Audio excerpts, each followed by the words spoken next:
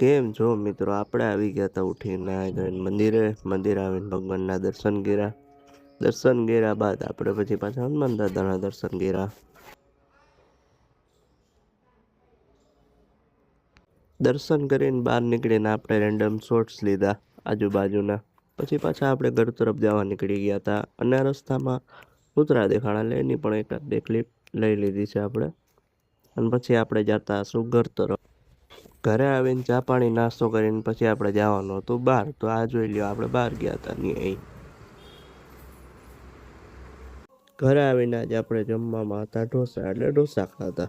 તો મિત્રો, તમને આપણે બ્લોગ કેવા લાગે છે કમેન્ટમાં જરૂરથી જણાવજો. પછી આપણે સાંજે નીકળી ગયા હતા બાર બજારમાં આટો મારવા. આટો મારી 2-3 કામ પતાવીને પાછા નીકળી ગયા હતા આપણે ઘર. મળીએ આવતા મિની બ્લોગમાં. રામ રામ.